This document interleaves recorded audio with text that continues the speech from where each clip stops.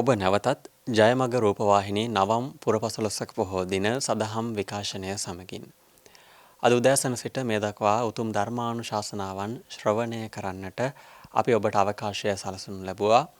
POTV නාලිකා අංක 94 dialogue TV නාලිකා අංක 25 සහ ජයමග TV YouTube සමගාමීය විකාශනය ඔස්සේ මේ උතුම් සදහම් දේශනාවන් ඔබට සමීප කිරීමට කටයුතු කරනු ලැබුවා. ඒ වගේම මේ උතුම් ධර්මානුශාසනාවන් නැවත ශ්‍රවණය සඳහා නැවත නැරඹීම සඳහා ඔබට ජයමග TV YouTube නාලිකාව ඔස්සේ අවකාශය තිබෙන බව සිහිපත් කරනු ලබනවා. එසේනම් මීළඟ ධර්මානුශාසනාව සඳහායි මේ ප්‍රවේශය නමස්කාර පූර්වකව ආරාධනා කරනු ලැබුවා.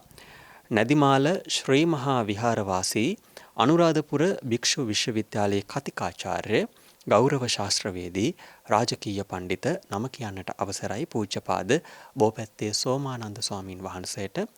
එසේනම් ධම්සභා මණ්ඩපයට වැඩම අවදාළ අපගේ ගෞරවනීය ස්වාමින් වහන්සේ පළමු කොට නමස්කාර පූර්වකව පිළිගනිමු. සාදු සාදු සාදු. ඔබට අපි ආරාධනා කරනවා මේ උතුම් ධර්මානුශාසනාව සමගින් ඒකාත්මික වන්නට. අද දවස පුරාවටම ධම්මවිජය සම්බොජ්ජංග දේශනා ඇසුරුනුයි මේ උතුම් ධර්මානුශාසනාවන් ඔබ වෙතට සමීප කරනු ලබන්නේ. එසේනම් වැඩම අවදාළ අපගේ ගෞරවනීය ස්වාමින් වහන්සේට අපි ආරාධනා කරමු ධර්මානුශාසනාව පැවැත්වීම සඳහා. නැදිමාල ශ්‍රී මහා විහාරවාසී අනුරාධපුර භික්ෂු විශ්වවිද්‍යාලයේ කතිකාචාර්ය ගෞරව ශාස්ත්‍රවේදී රාජකීය පඬිත බෝපැත්තේ සෝමානන්ද ස්වාමින් වහන්සේටයි මේ නමස්කාර පූර්වක ආරාධනය ධර්මානුශාසනාව පැවැත්වීම සඳහා. අප ස්වාමින් වහන්සේට අපගේ නමස්කාරය වේවා. සාදු සාදු සාදු. අවසරයි ස්වාමීන් වහන්සේ. සමන්තා චක්ඛවාලේසු අත්‍රා ගච්ඡන්තු දේවතා සද්ධම්මං මුනි රාජස්ස සුනන්තු සග්ග මොක්ඛදං ධම්මස්සවන කාලෝ අයං භදංතා ධම්මස්සවන කාලෝ අයං භදංතා ධම්මස්සවන කාලෝ අයං භදංතා.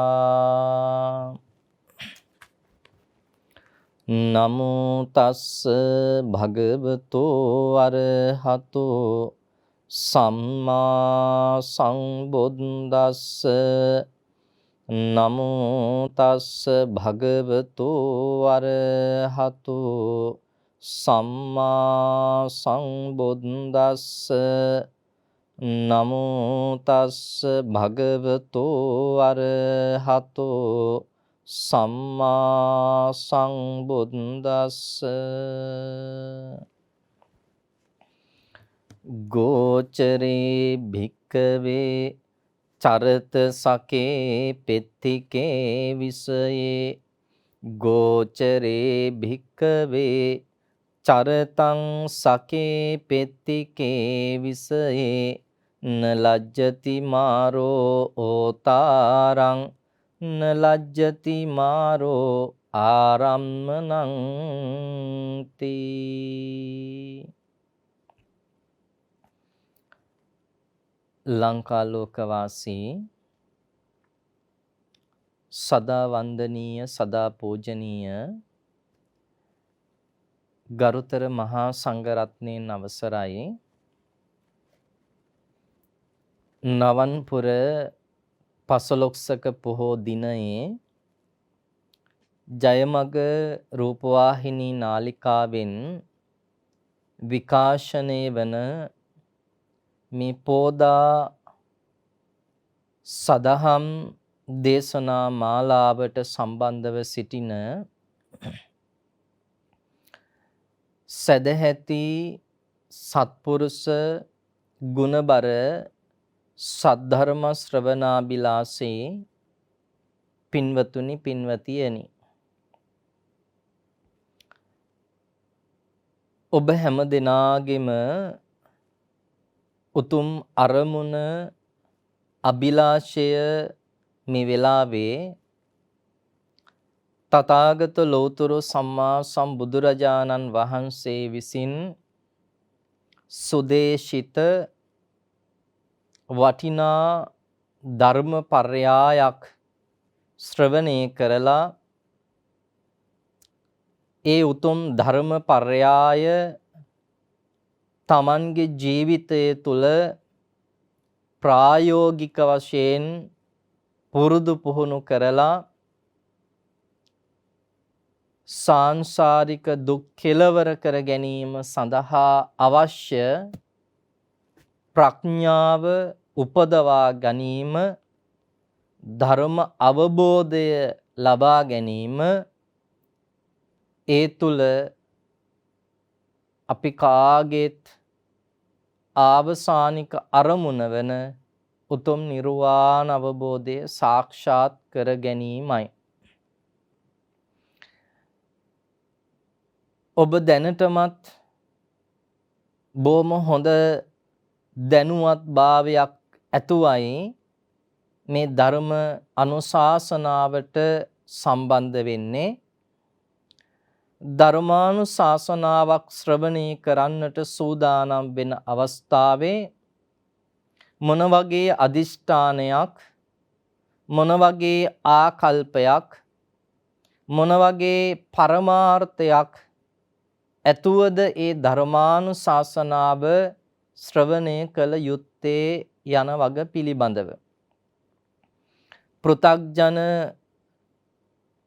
මිනිසුන් විදිහට අපි හැම දෙනාගේම සිත් තුළ පළපදියම් වෙලා තිබෙන කාමච්ඡන්ද, ව්‍යාපාද, තීන මිද්ද, උද්ධච්ච, කුක්කුච්ච, විචිකිච්ඡා ආදී පංච නීවරණ ධර්මයන් යටපත් කරන්නට, දුරු කරන්නට මේ උතුම් ධර්ම පර්යායම මට හේතු වාසනා වේවා. සත්‍තිස් පාක්ෂික බෝධි ධර්මයන් වඩන්නට, සසර දුක දුරු කරගෙන උතුම් නිර්වාණ අවබෝධයේ පසක් කර ගන්නටම මේ උතුම් ධර්ම පර්යායම මට උපනිශ්‍රය වේවා කියන ඒකායන අදිෂ්ඨානය පරමාර්ථයයි ඔබේ සිත් තුළ මේ අවස්ථාවේ ඇති කරගත යුතු වන්නේ. පින්වතුනි, මේ උතුම් සද්ධර්මානුශාසනා පින්කම සඳහා අපි මාතෘකාව වශයෙන් ඉදිරිපත් කර ගන්නට යෙදුනේ ඊටාම විසිතුරු සූත්‍ර දේශනාවක්. මේ සූත්‍ර දේශනාව සූත්‍ර පිටකයේ සංයුක්ත නිකායටයි අයත් වෙන්නේ. සූත්‍ර පිටකයේ සංයුක්ත නිකායේ පොත් පහක් තියෙනවා කියලා ඔබ දන්නවා. ඒ පොත් වහන්සේලා පහ අතරින් පස්වෙනි පොත, එහෙම නැත්නම් මහා වග්ගයේ සතිපට්ඨාන සංයුක්තයටයි අද අපි මේ සාකච්ඡා කරන සූත්‍ර දේශනාව අයත් වෙන්නේ. සූත්‍ර පිටකයේ සංයුක්ත නිකායේ මහා වග්ගයේ සතිපට්ඨාන සංයුක්තයට අයත් මක්කට සූත්‍ර දේශනාවයි අද අපි සාකච්ඡා කරන්නේ.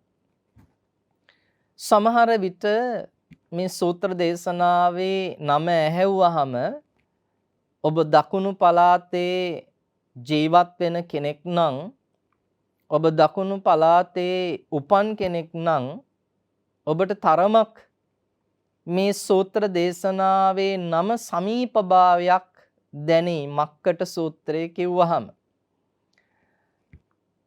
මොකද දකුණු පළාතේ ඒ ප්‍රාදේශීය භාෂාවන් එක්ක යම්කිසි විදිහේ සමානතාවයක් පේනවා අපිට මේ සූත්‍ර දේශනාවේ නම. මක්කට සූත්‍ර දේශනාව. පින්වතුනි, පාලියෙන් මක්කට කියන්නේ කාටද?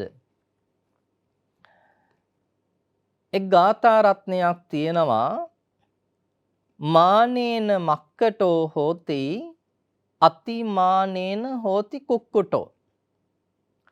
යම්කිසි කෙනෙක් තමන්ගේ ජීවිතය තුළ මානය පුරුදු පුහුණු කළා නම්, මානය වර්ධනය කරගත්තා නම්, මානය දියුණු කරගත්තා නම්, ඒ වඩපු දියුණු කරගත්ත මානයෙන්ම ඒ පුද්ගලයා මරණයට පත් වෙනවා නම් ඔහු වඳුරෙක් වෙලා උපදින්න හැකියාව තියෙනවා කියලයි මානේන මක්කොටෝ හෝති. මානය සහිත කෙනා මරණයට පත් වුණොත් එයා වඳුරෙක් බවට පත් වෙනවා. අතිමානේන හෝති කුක්කුටෝ. ඒ කියන්නේ අර පවතින මානය නෙමේ අතිමානයෙන් යුක්තව කවුරු හරි ජීවත් වෙනවා නම්, අතිමානයෙන් යුක්තව යම්කිසි කෙනෙක් කටයුතු කරනවා නම්, අතිමානය පුරුදු පුහුණු කරලා තියෙනවා නම් එයා මරණයට පත් වුණාට පස්සේ බල්ලෙක් විදිහට, සුනකෙක් විදිහට උපදිනවා.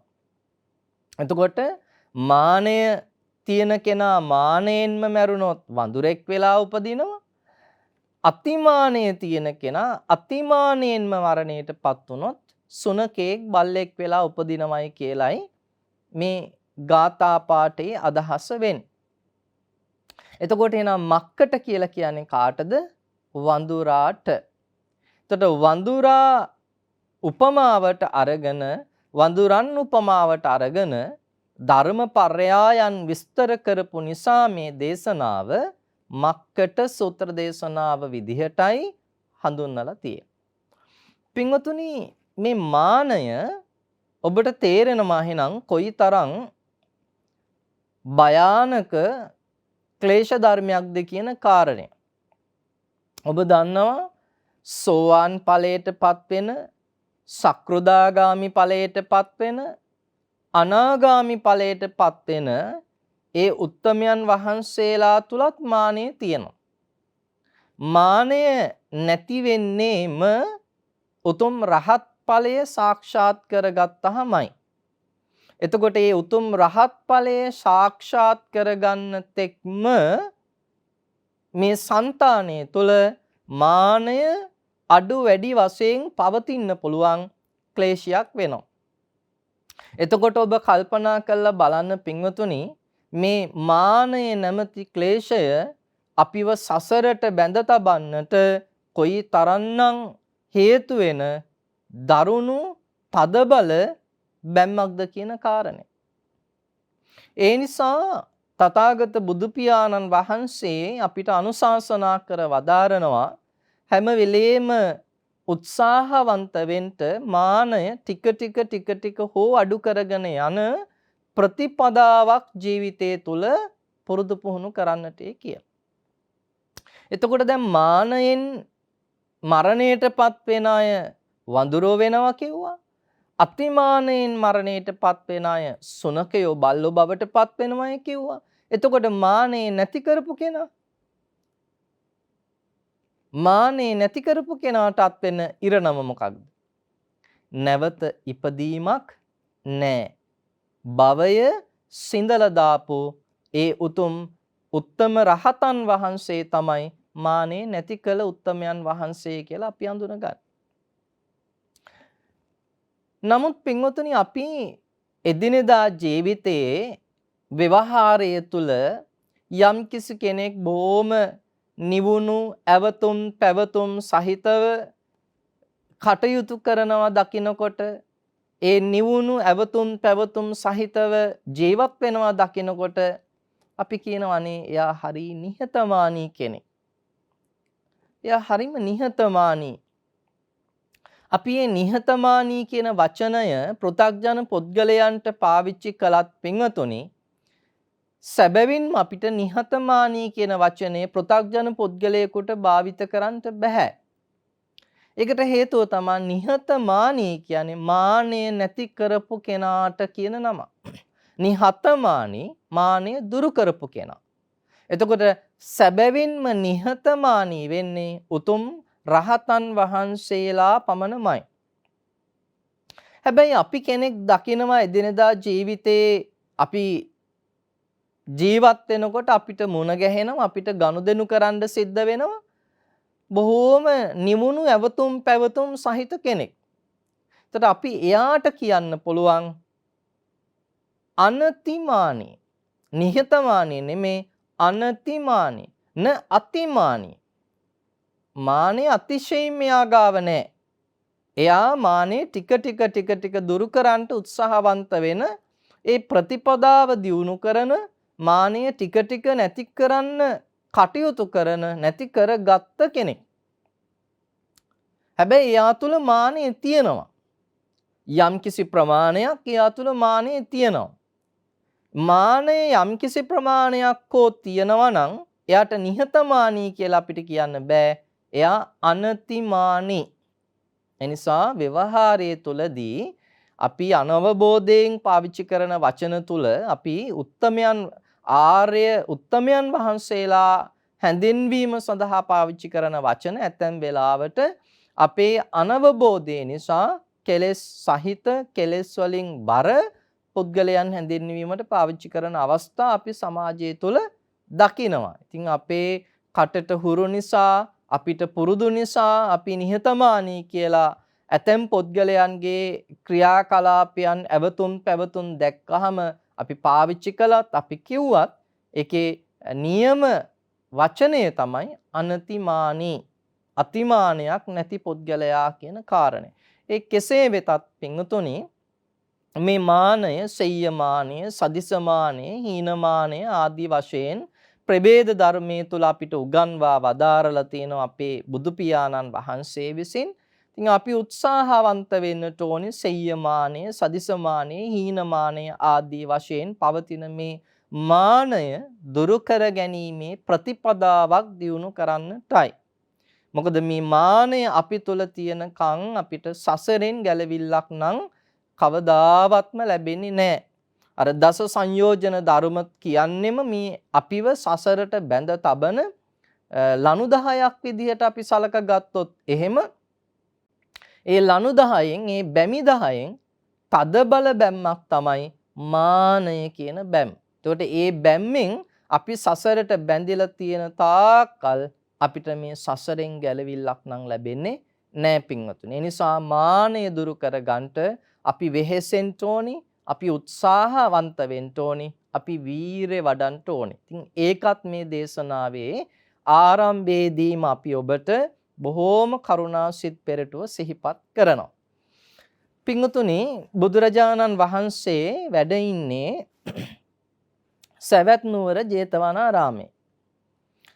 උන්වහන්සේ භික්ෂුන් වහන්සේලාට ආමන්ත්‍රණය කරලා මේ මක්කට සූත්‍ර දේශනාව දේශනා කරනවා.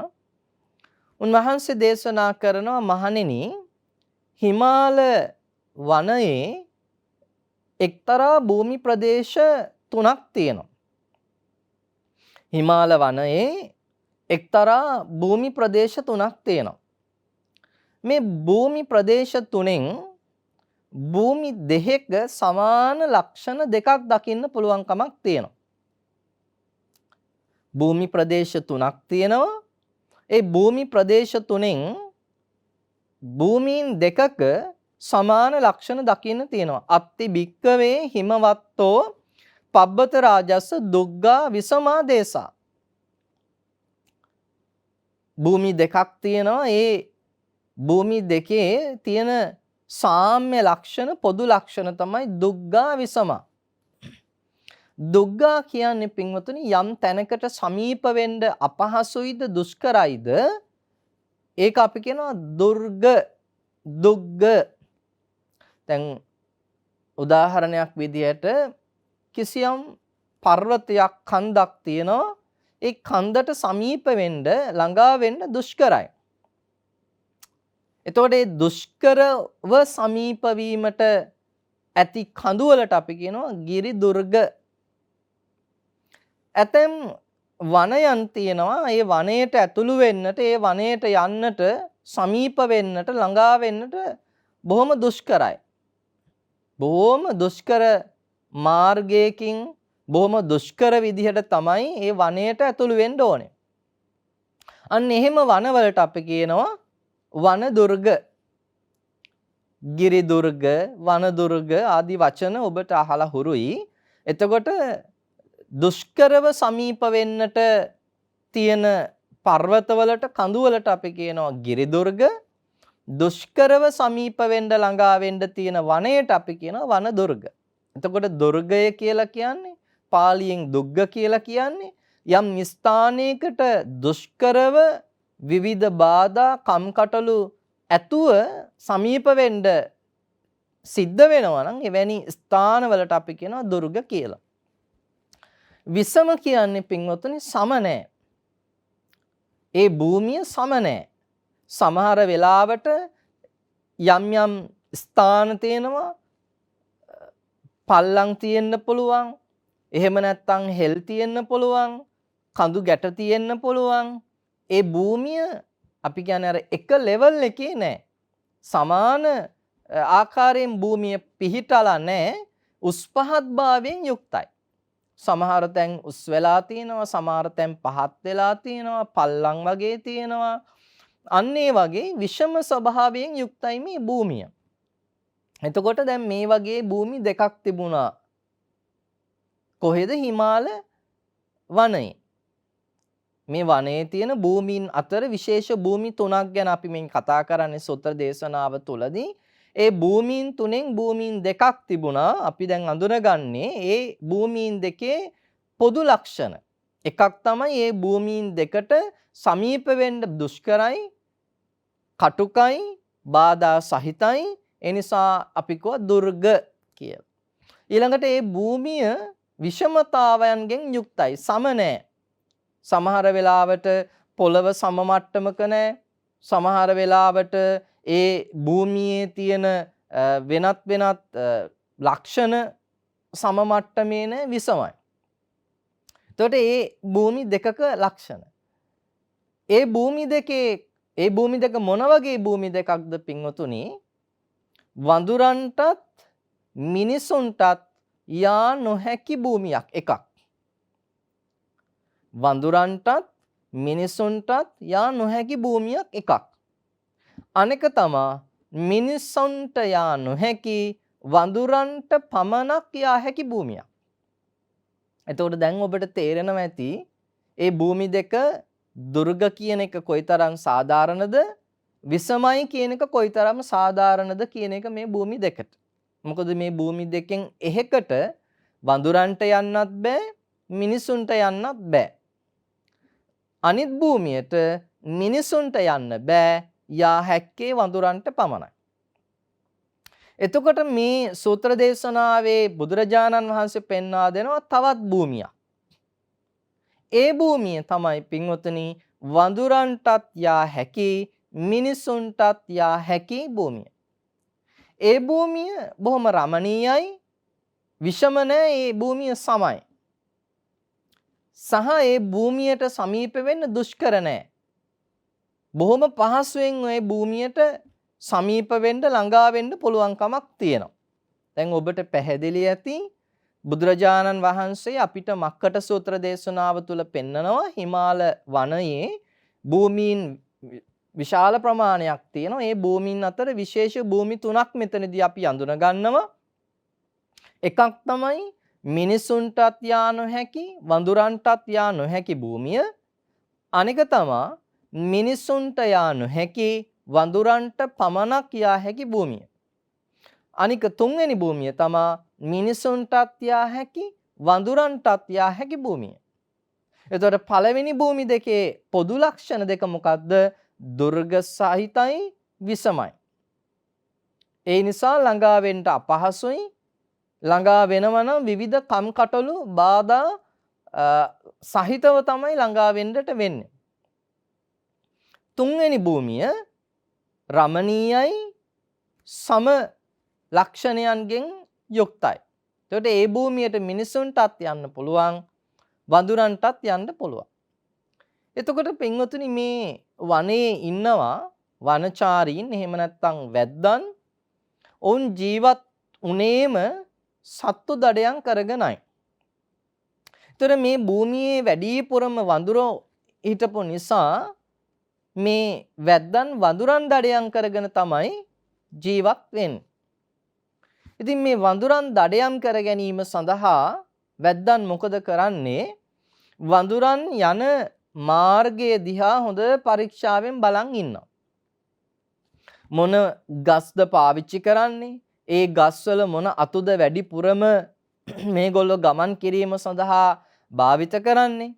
මොන වගේ ගමන් මාර්ගයකින්ද මේ වඳුරන් නිතරම යන්නේ එන්නේ? ආදී විදිහට හොඳ සැලකිල්ලකින් හොඳ පරීක්ෂාවකින් ඉඳියා මේ වැද්දන්. එහෙම හොඳ සැලකිල්ලකින් හොඳ පරීක්ෂාවකින් ඉඳලා වඳුරන් අල්ලා ගැනීම සඳහා වැද්දන් විසින් උපක්‍රමයක් පාවිච්චි කරනවා. ඒ පාවිච්චි කරපු උපක්‍රමයේ තමයි පින්වතුනි වඳුරන් අල්ලා ගැනීම සඳහා ලාටු වඳුරන් යන මාර්ගයේ ඒ ගස්වල අලවලා තියෙනවා. මේ ලාටු කියලා කියන්නේ පින්වතුනි නිකන් අර ගම් වර්ගයක්. ඒක ඇලෙනවා. කවුරු හරි මේ ලාටු ඇල්ලුවොත් එහෙම ඒ ලාටු වල අද ඒ අල්ලපු පුද්ගලයා ඇලවෙනවා. දැන් උදාහරණයක් ඇටියට ඔබ මේ කාරණේ තේරුම් ගන්න කොහොල්ල ගැන අදහසක් ගන්නකො. ආන්න ඒ වගේ ඊටත් වඩා ඇලෙන දෙයක් තමයි මේ ලාටු කියලා කියන්නේ. එතකොට වැද්දන් මොකද කළේ? බොහෝම සුපරීක්ෂාකාරීව ඉඳියා මේ වඳුරෝ නිරන්තරයෙන්ම යන්නේ මොන ගස්වලද? වැඩිපුරම පාවිච්චි කරන්නේ ගමනාගමනය සඳහා මොන අතුද? ඉඳන් ඉන්නේ මොන වගේ ස්ථානවලද? වැඩිපුරම ඇසුරු කරන්නේ මොන වගේ ගස්ද? ආදී විදියට හොඳ පරීක්ෂාවකින් ඉඳලා අර වඳුරන් නිතරම ගැවසෙන වඳුරන් නිතරම පරිහරණය කරන ඒ ස්ථානවල ලාටු අලවල තිබ්බා. ඒ ස්ථානවල ලාටු අලවල තිබ්බා. එතකොට මේ භූමි ප්‍රදේශයේ ඉන්දියා වඳුරු වර්ග දෙකක්. භූමි ප්‍රදේශයේ ඉන්දියා වඳුරු වර්ග දෙකක්. එක જાතියක් තමයි පින්වතුනි අබාල ජාතිකා අලෝල ජාතිකා. එක වඳුරු වර්ගයක් තමයි අබාල ජාතිකා අලෝල ජාතිකා. එහෙම නැත්නම් අබාලා අලෝලා. අබාලා අලෝලා. ඒ කියන්නේ මේ වඳුරෝ බාල නැහැ, මෝඩ නැහැ. යම්කිසි විදිහේ බුද්ධියක් මේ වඳුරන්ට තිබුණා. ඒ වගේම අලෝලා ලෝල නැහැ. හැම දෙයකටම ඇලිලා නැහැ. හැම දෙයකටම කැමැත්තෙන් නෙමෙයි ඉන්නේ. අර ලෝල කියන වචනේ අදහස ඔබට පැහැදිලි ඇති. හැම දෙයකටම කැමති නම් ඕනවට වඩා යමකට කැමති වෙනකොට අපි කියනවානේ ලෝල කියලා. දැන් උදාහරණයක් හැටියට ඔබේ දරුවා ක්‍රීඩාවටම නම් කැමති. එයා වැඩිපුරම පොතපතේ ගැවසෙන්නේ නැතුව ක්‍රීඩාවමටම නම් කැමති. අපි යාට කියනවා ක්‍රීඩාවටම කැමති කෙනා ක්‍රීඩා ලෝලියා. ක්‍රීඩා ලෝලී. කෙලිලොල් කියලා කියන්නේ අපි. කෙලිලොල් වයසනේ. ක්‍රීඩාවටම බර වෙච්ච, ක්‍රීඩාවට කැමති වෙච්ච වයස. ක්‍රීඩාවටම කැමති වෙච්ච කෙනා, ක්‍රීඩාවටම කැමති වෙච්ච අයට අපි කියන කෙලිලොල් අය. ක්‍රීඩා ලෝලීන්. එතකොට එයා වෙන වැඩවලට අවධානය දෙන්නේ නැහැ. එයා වැඩිපුරම රුචි කරන, එයා වැඩිපුරම කැමති වැඩේට තමයි අවධානය වැඩිපුරම දෙන්නේ. ලෝල කියලා කියන්නේ අර යමකට වැඩිපුර කැමති වීම. එතකොට මේ කතා කරන පළවෙනි වර්ගයේ වඳුරන් අතරේ එහෙම අය නැහැ. ඒගොල්ලෝ බාලත් නැහැ, ලෝලත් නැහැ. අබාලා අලෝලා. යමක් කමක් පිළිබඳ යම්කිසි විදිහේ අවබෝධයක් ඒ උදවියට තිබුණා. දෙවෙනි කණ්ඩායම තමයි බාල ජාතිකෝ ලෝල ජාතිකෝ. බාලා ලෝලා. පළවෙනි අය අලෝලා අබාලා අලෝලා, දෙවෙනි අය බාලා ලෝලා. එතකොට දෙවෙනි කණ්ඩායම එහෙම නුවණක් තියෙන පිරිසක් නෙමෙයි, බාලයි. නුවණ නැහැ ඒගොල්ලන්ට. ඒ වගේම ලෝලයි.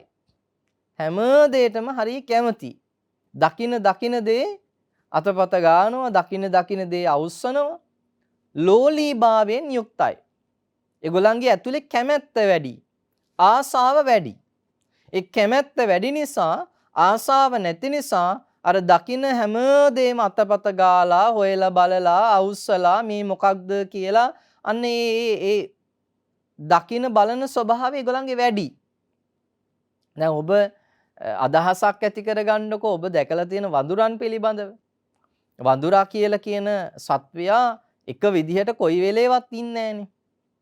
එක විදිහට කොයි වෙලේවත් ඉන්නේ නැහැ. සමහර වෙලාවට ඔය අපි ඇතැම් දරුවන්ටත් කියන්නේ වඳුරෙක් වගේ නිකන් එක විදිහකට නැහැ කියලා. වඳුරන්ගේ ස්වභාවය මොකද? දකින දේ අත ගන්නවා. ඒ හැම එක විදිහකට එකම ස්වරූපයකට ඉන්නේ නැහැ. එතකොට දැන් මේ හිමාල පර්වත මේ හිමාල වනයේ ඉඳපු අපි මේ කතා කරන භූමි ප්‍රදේශයේ ජීවත් වෙන වඳුරන් වර්ග දෙකයි කියලා අපි ඉගෙන ගත්තා. එක වර්ගයක් තමයි අබාලා අලෝලා. බාල නැති ලොල්භාවයෙන් යුක්ත නැති කොටසක් ඉන්දියා. අනික් කොටස තමයි බාලා ලෝලා.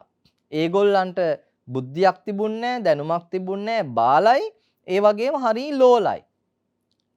කැමැත්ත ආසාව වැඩිපුරම හිතේ තිබුණා. ඉතින් දැන් මේ වඳුර වර්ග දෙන්නාම වෙනදා විදිහටම දැන් Taman මේ යන්නේන මාර්ගය තුල ගමන් කරනකොට දැන් පළවෙනි කණ්ඩායමේ වඳුර ටික යනකොට ඒගොල්ලෝ දැක්කා මේ වෙනදා Taman ගමන් කරන මාර්ගයේ නොතිබෙන විශේෂ දෙයක් අද තියෙනවා. දැන් අර ලාටු වැද්දෝ ගාලා තියෙන්නේ. දැන් ඒ ගාලා තියෙන ලාටු දිලිසෙනවා. අවුව වැටුනහම ඉතින් මේක දැක්කහම මේ අබාල අලෝල වඳුර බැලුවා මේ වෙනදා මෙහෙම දේවල් තිබුණ නෑනේ. මොකක් හෝ මේක අපිට අනතුරක්. දැන් අපි වෙනදත් යන්නේ මේ පාරේ. අපි වෙනදත් මේ මාර්ගයමයි පාවිච්චි කරන්නේ. නමුත් වෙනදා නොතිබුණු දෙයක් තමයි අද අපිට මේ පේන්න තියෙන්නේ. ඉතින් මේක ඒකාන්තයෙන්ම අපිට අනතුරුදායක දෙයක් වෙන්න පුළුවන් කියලා අර තිබුණු බුද්ධිය සහ අලෝලභාවය නිසා එතනින් ඒ අනතුරෙන් බේරිලා ඒගොල්ලන්ගේ ගමන ඒගොල්ලෝ යනවා.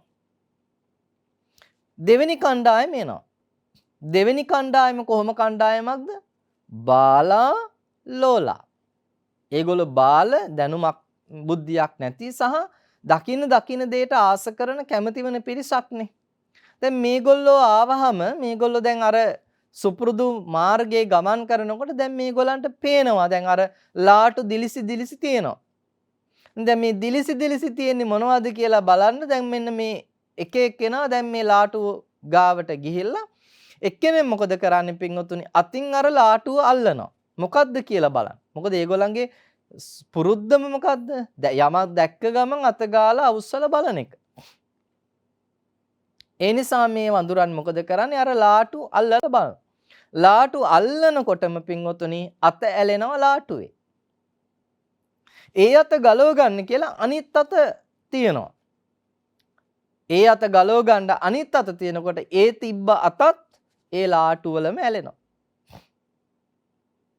දැන් අත් දෙකම ලාටු වල ඇලිලා. දැන් අත් දෙක ගලව ගන්න එක කකුලක් තියලා පිටිපස්සට අදිනවා අත් දෙක. එතකොට පින්වතුනි අර තිබ්බ කකුලත් ලාටුවේ ඇලෙනවා. දැන් අත් දෙකයි එක කකුලකුයි ඇලිලා තියෙන්නේ ඉතුරු වෙලා තියෙන්නේ තව එක කකුලයි. එයා මොකද කරන්නේ? ඒ කකුලත් තියලා අර ඉතුරු ටික ගලව ගන්න උත්සාහ කරනවා. එතකොට ඒ කකුලත් ඇලෙනවා. දැන් අත් දෙකත් ඇලිලා කකුල් දෙකත් ඇලිලා. දැන් මෙයාට අවශ්‍යයි මෙයාගේ අත් දෙකයි කකුල් දෙකයි ගලව ගන්න. දැන් මෙයාට අත් දෙකයි කකුල් දෙකයි ගලව ගන්න ආධාරයක් විදිහට පවතින්නේ හිස විතරයි. එයා මොකද කරන්නේ? හිස තියලා අත් දෙකයි කකුල් දෙකයි වීරිය අරගෙන අදින්න පටන් ගන්නවා. හිස තියලා අදින්න ගන්නකොට පින්වතුනි හිසත් ලාටුවේ ඇලෙනවා. හිසත් ලාටුවේ ඇලෙනවා. දැන් බලන්න මේ අබාල බාල ලෝල වඳුරන් මේ විදිහට අත් දෙකත් ඇලිලා කකුල් දෙකත් ඇලිලා හිසත් ඇලිලා ශරීරේ අංග 5ක්ම මේ ලාටුවේ ඇලිලා. දැන් මෙයාට කරන්න කිසිම දෙයක් නැහැ. හෙල්ලෙන්නත් බෑ, ගලව ගන්නත් බෑ. දැන් මෙයා අර වැද්දාගේ ඒ උගුලට අහු වෙලා අවසానයි. අන්න එහෙම වුණාට පස්සේ බුදුරජාණන් වහන්සේ මතක් කරනවා මහණෙනි දැන් මේ බාල ලෝල වඳුරන් අර විදිහේ ලාටු වලට ඇලුනහම වැද්දන්ට තමන් කැමති දෙයක් මේ වඳුරට කරන්න පරිසරය හැදිලා තියෙනවා. වැද්දා මොකද කරන්නේ? ඇවිල්ලා අර ලාටු වල ඇලිලා ඉන්න වඳුරන්ට ඇනලා මරණයට පත් කළා තමන්ගේ ප්‍රයෝජනෙට පාවිච්චි කරනවා. එක්ක ආහාරය සඳහා ගන්නවා. නැත්තම් තව කෙනෙකුට යම්කිසි යමක් හුවමාරු කර ගැනීම සඳහා පාවිච්චි කරනවා. ආදී තමන්ගේ ජීවිතයේ ඒ පැවැත්මට අවශ්‍යතාවයන් සඳහා දැන් මේ වඳුරා පාවිච්චි කරනවා. බුදුරජාණන් වහන්සේ මෙතනදී දේශනා කරනවා පින්වතුනි තමන්ට නුසුදුසු වැඩ කරනකොට තමන්ට නොගැලපෙන ප්‍රදේශයක හැසිරෙන්න ගියාම තමන්ගේ සීමාව ඉක්මවා කටයුතු කරන්න ගියාම අර වඳුරන්ට සිද්ධ වෙච්ච විනාශය වගේ විනාශයකට මුහුණ පාන්න සිද්ධ වෙනවා කිය. එනිසා හැම වෙලේම තමන්ට අදාළ කාර්ය සිද්ධ කරමින් තමන්ගේ සීමාව තුළ රැඳෙමින් අනුන්ට ගැලපෙන තමන්ට නොගැලපෙන සීමාවන් වලට යන්නේ නැතුව කටයුතු කරන්නට උත්සාහවන්ත විය යුතුයි. අපි එහෙම උත්සාහවන්ත නොවුනොත් එහෙම අපිට වෙන ඉරණම තමයි අත්වෙන ඉරණම තමයි අර වඳුරට අත්වෙච්ච ඉරණමම. දැන් මේ සූත්‍ර දේශනාව පරිශීලනය කරනකොට පින්වතුනි කියවගෙන යනකොට මට මතක් වෙච්ච තවත් කාරණයක් තියෙනවා. දැන් පංචතන්ත්‍රය කියලා සංස්කෘත උපදේශ ග්‍රන්ථයක් තියෙනවා. ඒ පංචතන්ත්‍රය කියන සංස්කෘත උපදේශ ග්‍රන්ථයේ මෙන්න මෙහෙම ශ්ලෝකයක් තියෙනවා. අව්‍යාපාරේසු ව්‍යාපාරං යෝ නරක් කරුතු මිච්ඡති ස ඒව නිදනං යාති කීලෝත්පාටීව වානරං. අව්‍යාපාරේසු ව්‍යාපාරං යෝ නරක් කරුතු මිච්ඡති.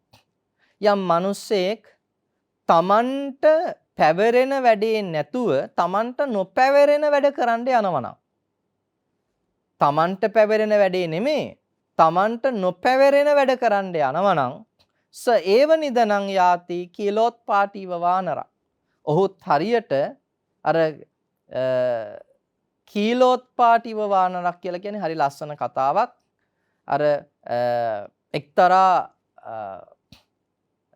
ලී ඉරණ පිරිසක් කැලෑවකට ගිහිල්ලා පලංචියක් බැඳලා ඒ පලංචිය උඩින් ලී කොටේ දාලා ඒ ලීය ඒ කොටේ ඉරනවා. කියතකින් ඒ කොටේ ඉරනවා.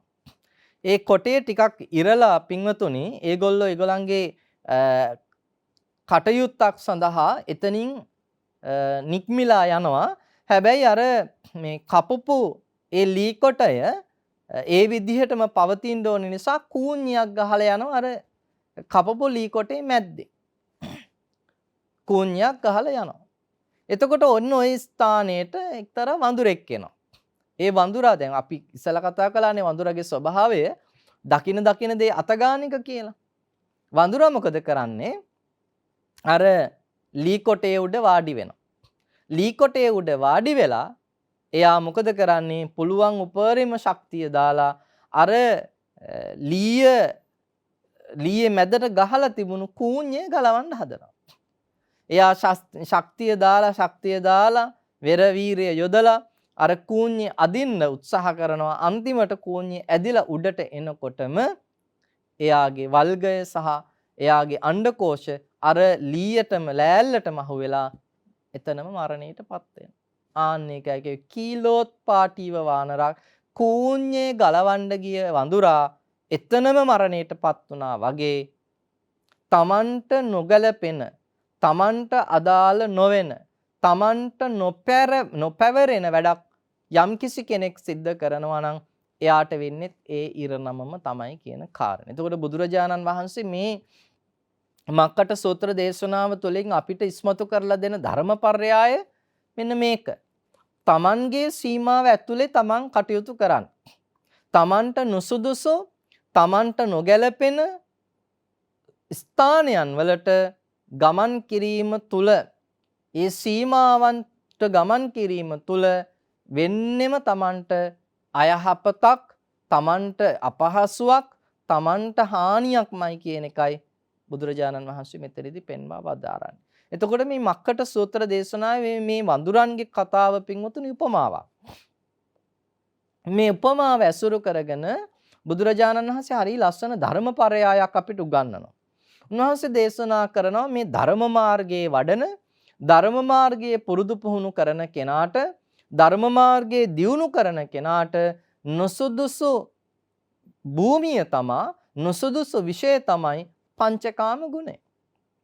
දැන් අර වඳුරා ස්ථාන පහකින් අර ලාටු වලට ඇලෙනවනේ. ඒ වගේම අපි කාරණා පහක් නිසා මේ සසරට ඇලෙනවයි කියලා බුදුහාඳුරු පැහැදිලි කරලා දෙන්නේ අපිට. මොනවද ඒ කාරණා පහ? පංචකාම ගුණය. ඇසින් දකින්න ඕනේ රූප, ඇසින් දකින, අසින් දැනගත යුතු රූප තියෙනවා. කනින් දැනගත යුතු ශබ්ද තියෙනවා. නාසයෙන් දැනගත යුතු ගන්ධ තියෙනවා. දිවෙන් දැනගත යුතු රසය තියෙනවා. ශරීරයෙන් දැනගත යුතු ස්පර්ශය තියෙනවා.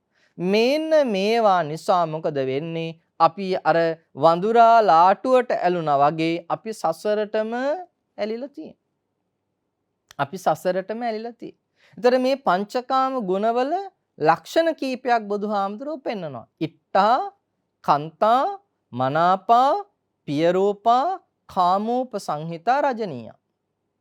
මේවා තමයි මේ පංචකාම ගුණයන්ගේ පොදු ලක්ෂණ. ඉට්ඨා ඒක හරි ඉෂ්ටයි, කාන්තයි, මනාපා කියන්නේ සිත හරි කැමති ඒවට. මන ආපා මනාපානේ. හිත හරි කැමති. හිතට හරි කැමති. අපි කැමති වැඩි වුණාම නෙමෙයි මනාප දෙන්නේ දෙක තුනම නේද? මනාපා කියන්නේ හිතට කැමති. ප්‍රිය රූප ඒවා ප්‍රියයි. කාමෝපසංහිතා රජනීය කාමය මිශ්‍ර වෙලා ඇලීම් ස්වභාවයෙන් යුක්තයි මේ පංචකාම ගුණ. එතකොට පින්වතුනි යම්කිසි විදියකට ඔබ රූපයේ ඇලෙනවා නම්, ශබ්දයේ ඇලෙනවා නම්, ගන්ධයේ ඇලෙනවා නම්, රසයේ ඇලෙනවා නම්, ස්පර්ශය තුල ඇලෙනවා නම් ඔබටත් අත්විඳින්න වෙන්නේම අර ලාටු වලට ඇලිච්ච වඳුරට අත්වෙච්ච ඉරණමම තමයි. ලාටු වලට ඇලුණු වඳුරා වැද්දා විසින් මරණයට පත් කළා. පංචකාම ගුණය නැමැති ලාටු වලට අපි ඇලෙන්න අපි වෙන්නේ මොකක්ද? මාරයාගේ වසඟයට යනවා. මාරයා අපිව ග්‍රහණය කරගන්නවා. අර වැද්දා වඳුරන් ග්‍රහණය කරගත්තා වගේ, පහසුවෙන්ම අල්ලගත්තා වගේ මාරයාත් පහසුවෙන්ම අපිව අල්ල ගන්නවා. මාරයාගේ ග්‍රහණයට අපිව ගන්නවා. අපි මේ පංචකාම ගුණවල ඇලෙන්න ගියාම.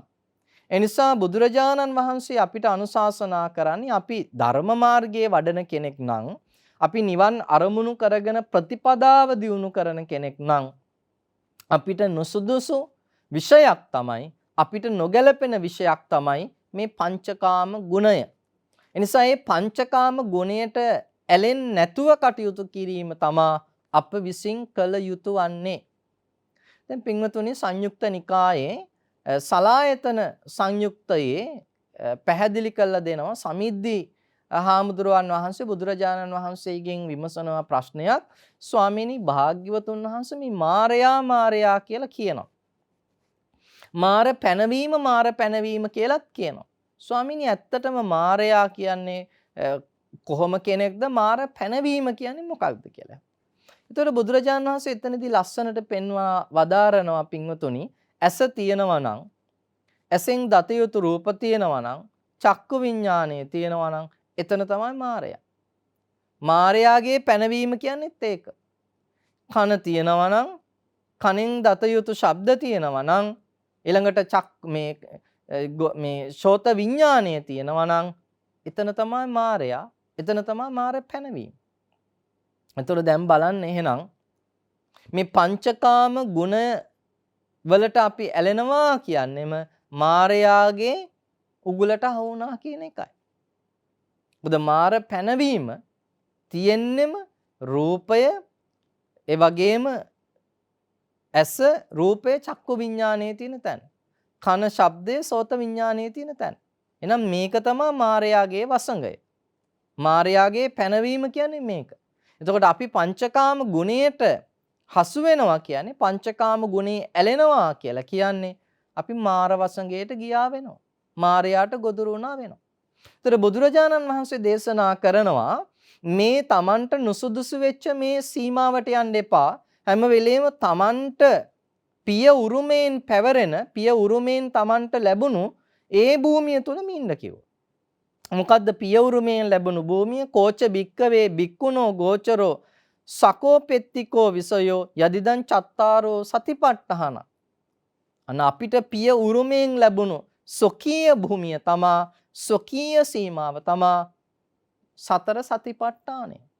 කායානුපස්සනා, වේදනානුපස්සනා, චිත්තානුපස්සනා, ධම්මානුපස්සනා කියන මේ සතර සතිපට්ඨානයේ තුල අපි ඉන්නවා නම් අපි අර මායාගේ ලාටු වලට නොඇලී ඉන්න හැකියාව අපිට ලැබෙනවා. එතකොට ඔබට සතර සතිපට්ඨානයේ දියුණු කරගන්න බැරි නම් ඔබ සතර සතිපට්ඨානයේ ප්‍රගුණ කරන්නේ නැත්නම් ඔබ සතර සතිපට්ඨානයේ ඔබේ ජීවිතය තුල ප්‍රායෝගිකව වඩන්නේ නැත්නම් ඒක ක්‍රියාත්මක කරන්නේ නැත්නම් ඔබ රූපයට ඇලෙන කෙනෙක්, ඔබ ශබ්දයට ඇලෙන කෙනෙක්, ඔබ ගන්ධයට ඇලෙන කෙනෙක්, ඔබ රසයට ඇලෙන කෙනෙක්, ඔබ ස්පර්ශයට ඇලෙන කෙනෙක්, ඔබ මායාගේ ග්‍රහණයට අහු වෙච්ච, මායාගේ උගලට අහු වෙච්ච, මායාගේ වසඟයටපත් වෙච්ච පුද්ගලයෙක් බවට පත් වෙනවා. පින්වතුනි දැන් මේ සතර සතිපට්ඨානයේ ඇතුලේ ඇත්තටම කායානුපස්සනා, වේදනානුපස්සනා, චිත්තානුපස්සනා, ධම්මානුපස්සනාව කියලාම අපි ඉගෙන ගන්නේ රූපස්කන්ධේ, වේදනාස්කන්ධේ මේ කියන පංචස්කන්ධය පිළිබඳව. දැන් කායානුපස්සනාව ඇතුලේ අපි කතා කරන්නේ රූපස්කන්ධය ගැන. ඒ නිසා මේ සතර සතිපට්ඨානයේ ඇතුලේ අපි කතා කරන්නේ වෙන මොකුත් නෙමේ පංච උපාදානස්කන්ධය පිළිබඳවයි. පංච උපාදානස්කන්ධය පිළිබඳව සිහිය පිහිටවා ගැනීම, සිහියෙන් යුක්තව පංච උපාදානස්කන්ධය දිහා බැලීම තමයි සතර සතිපට්ඨානයෙන් සිද්ධ වෙන්නේ. ඇත්තටම එතකොට පංචස්කන්ධය කියලා අපි කතා කරන්නේ ඊළඟට අභ්‍යන්තර රූප, ඇස කන නාසය දිව ශරීරය, බාහිර රූප, රූප ශබ්ද ගන්ධ රස ස්පර්ශ මේ ඔක්කොම පින්වතුනි ලෝකේනේ. පංච උපාදානස්කන්ධය කියන්නේ අභ්‍යන්තර බාහිර රූප කියන්නේ ලෝකේනේ. එතකොට මේ ලෝකයේ පිළිබඳ සිහියෙන් යුක්තව දකින්න බෑ නම් මේ ලෝකයේ පිළිබඳ අපිට සිහිය උපදවා ගන්න බෑ නම් එතනදී වෙන හානිය තමයි එක්කෝ අපි මේ ලෝකයට ඇලෙනවා, එක්කෝ අපි මේ ලෝකයේත් එක්ක ගැටෙනවා. සතර සතිපට්ඨානයේ තුලදී මේක සාකච්ඡා කරන්නේ කොහොමද? අවිජ්ජා දෝමනස්සං. ඇලීම තමයි අවිජ්ජාව, ගැටීම තමයි දෝමනස්සය. එතකොට අපි මේ ලෝකයට ඇලෙන්නෙත් නැතුව, ගැටෙන්නෙත් නැතුව ඉන්නයි උත්සාහවන්ත වෙන්න ඕනේ. එතකොට ඇලෙන්නෙත් නැතුව, ගැටෙන්නෙත් නැතුව අපිට ඉන්න නම් අපිට සතර සතිපට්ඨානය දියුණු කරන්නම සිද්ධ වෙනවා. එතකොට සතර සතිපට්ඨානය දියුණු කරන කෙනා පංචකාම ගුණවල ඇලෙන්නේ නැති, Tamanගේ සීමාව තුල පමණක් කටයුතු කරන පුද්ගලයෙක් බවට පත් වෙන්න පුළුවන්කමක් තියෙනවා. එතකොට අද දවසේ මේ උතුම් ධර්ම දේශනා හරහා සාකච්ඡා කරන ධම්ම විජේ සම්බොජ්ජංගේ මෙන්න මෙතෙන්ට අපිට අදාළ කරගන්න පුළුවන්කමක් තියෙනවා. ධම්ම විජේ සම්බොජ්ජංගේ කියලා කියන්නේ පින්වතුනි ධර්මයේ පිළිබඳ ਵਿਚාරීමනේ. ධර්මයේ පිළිබඳ නුවණින් මෙනෙහි කිරීම, නුවණින් ධර්මයේ පිළිබඳ ගවේෂණය කිරීම. ඔබ අහන, ඔබ ඉගෙනගත්ත ධර්මයේ පිළිබඳ හොඳට නුවණින් විමසා බැලීම, හොඳට නුවණින් පරීක්ෂා කිරීම, ਵਿਚාරීම තමයි ධම්ම විජේ සම්බොජ්ජංගය කියන්නේ. එතකොට මේ පංචස්කන්ධය පිළිබඳව, අභ්‍යන්තර රූප පිළිබඳව, බාහිර රූප පිළිබඳව, මේ ලෝකයේ පිළිබඳව, ඇත්තටම මේ ලෝකයේ පිළිබඳව ඔබ ධර්මයට අනුකූලව විමසීම, අනිත්‍ය දුක්ඛ අනාත්ම වශයෙන් විදර්ශනානුයෝගීව දැකීමම තමයි අපි ධම්මවිජය සම්බොජ්ජංගය කියලා සාකච්ඡා කරන්නේ. එතකොට අපිට ධම්මවිජය සම්බොජ්ජංගේ මේන්න මේ තැනදී අදාළ කරගන්න පුළුවන් කමක් තියෙනවා. ඉතින් පින්වතුනි අද දවසේ අපි මේ උතුම් පුරපසළොස්වක පොහොය දවසේ මක්කට සූත්‍ර දේශනාව මූලික කරගෙනයි මේ දහම් දේශනාව සිද්ධ කරන්නට යෙදුනේ. එතකොට මේ මක්කට සූත්‍ර දේශනාව තුළින් අපේ ලෝතුරු බුදුරජාණන් වහන්සේ අපිට උගන්වා වදාරන්නට යෙදුණු ධර්මපර්යාය තමා දහම් පණිවිඩය තමා හැම වෙලේම තමාගේ සීමාව තුළ රැඳෙන්න. තමාට නොගැලපෙන, තමාට නොසුදුසු, තමාට අයත් නොවන සීමාවකට යන්න උත්සාහ කරන්න එපා. තමාට අයත් නොවන, තමාට නොසුදුසු, තමාට නොගැලපෙන සීමාවට යන්න වෙන්නේ අපිටම හානියක්මයි. හරියට අර ලාටුවල ඇලිච්ච වඳුරට සිද්ධ වෙන්නේ බොහොම දුක්ඛදායක ඉරණමකට මුහුණ දෙන්න. ආන්න ඒ වගේ දුක් සහිත ඉරණමකට මුහුණ දෙන්න අපිටත් සිද්ධ වෙනවා තමාගේ සීමාවේ හිටියේ නැත්තම්. එතකොට මේ ධර්ම මාර්ගයේ වඩන නිවන් අරමුණු කරගෙන කටයුතු කරන අපේ සීමාව තමයි සතර සතිපට්ඨානය. සතර සතිපට්ඨානය තුල අපි කටයුතු කරනකොට කාම ගුණයන්ට, පංචකාම ගුණයන්ට ඇලෙන්නේ නැති බොහෝම පංචකාම ගුණයේ පිළිබඳ, ලෝකයේ පිළිබඳ අවබෝධයෙන් කටයුතු කරන ජීවිතයක් අපිට ගොඩනගා ගන්න පුළුවන්කමක් ලැබෙනවා. ඒ නිසා මේ ධර්මපරයය ඔබට පංචකාම ගුණයන්ට නොඇලී සතර සතිපට්ඨානයේම ඔබේ ජීවිතයට ප්‍රගුණ පුහුණු කරගෙන ධම්මවිචේ සම්බොජ්ජංගයේ තුලින් ඔබ අහන, ඔබ ඉගෙනගෙන තියෙන ධර්මය විචාරමින් නුවණින් මෙනෙහි කරමින් පංචස්කන්ධය පිළිබඳවත් එහෙම නැත්නම් මේ ලෝකයේ පිළිබඳවත් අනිත්‍ය දුක්ඛ අනාත්ම විදිහට විදර්ශනා ඥානය ඇති කරගෙන සසර දුකෙන් එතර වෙන්න අවශ්‍ය ඒ වීරය, ඒ ප්‍රතිපදාව දියුණු කරන්නට මේ උතුම් ධර්මපර්යාය ඔබට හේතු ආසනා වේවා කියන ප්‍රාර්ථනාවත් සිද්ධ කරමින් අපි අද ධර්මානුශාසනාව මෙතකින් නිමාවටපත් කරනවා. මේ අවස්ථාවේ මේ උතුම් ධර්මානුශාසනාව ශ්‍රවණය කිරීම තුළින් ඔබ රැස් කර ගන්නට දුණු සියලුම පුණ්‍ය ඵලය අපි තුනුරුවන් සරණ ගිය තුනුරුවන් කෙරෙහි පැහැදුණු දෙවියන්ට අනුමෝදන් කරමු. දෙවියෝ මේ පුණ්‍ය ඵලය අනුමෝදන් වේවා. දෙවියන්ගේ ආශිර්වාදයේ තුලින් ඔබ හැම දෙනාටම නිදුක් භව නිරෝගී භාවයේම සැලසේවා කියන සාදු ප්‍රාර්ථනා චිත්තයෙන් අපි දෙවියන්ට පින් දෙමු. එත්තාවතාච අම්හෙහි සම්බතං පුඤ්ඤ සම්පදං සබ්බේ දේවා අනුමෝදන්තු සබ්බ සංපත්ති සිද්ධියා. එත්තාවතාච අම්හෙහි සම්බතං පුඤ්ඤ සම්පදං සබ්බේ දේවා අනුමෝදන්තු සබ්බ සංපත්ති සිද්ධියා. එත්තාවතාච අම්හෙහි සම්බතං පුඤ්ඤ සම්පදං සබ්බේ දේවානුමෝදන්තු සබ්බ සංපත්ති සිද්ධියා. ඒ වගේම ඔබ නමින් මිය පරලොව ගිය, අප නමින් මිය පරලොව ගිය අපේ වර්ග પરම්පරානුගත සියලු ඥාති වර්ගයා මේ පුණ්‍ය ඵලය අනුමෝදන් වේවා.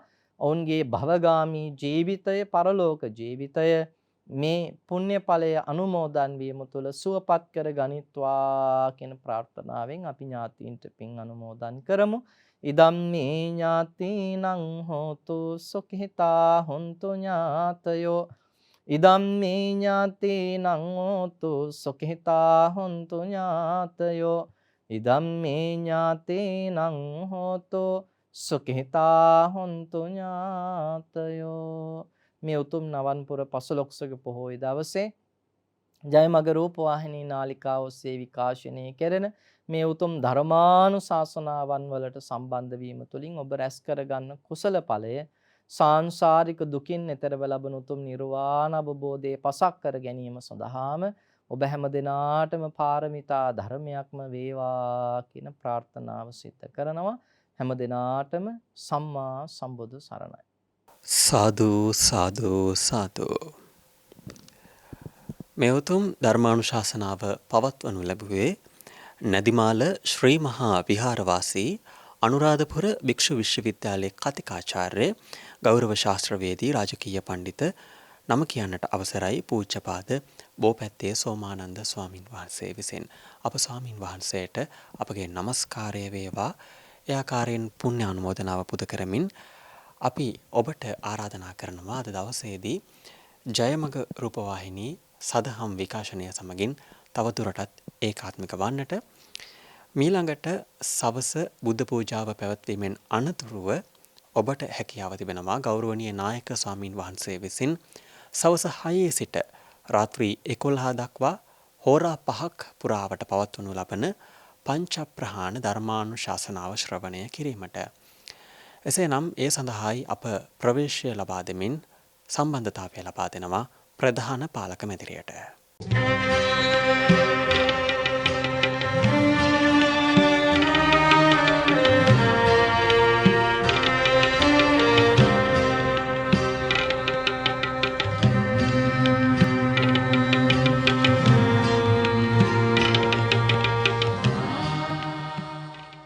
මෙවැනි වටිනා ධර්මදේශනා නැරඹීමට ජයමග TV YouTube නාලිකාව සබස්ක්‍රයිබ් කර සීනුව ලකුණ ක්ලික් කරන්න.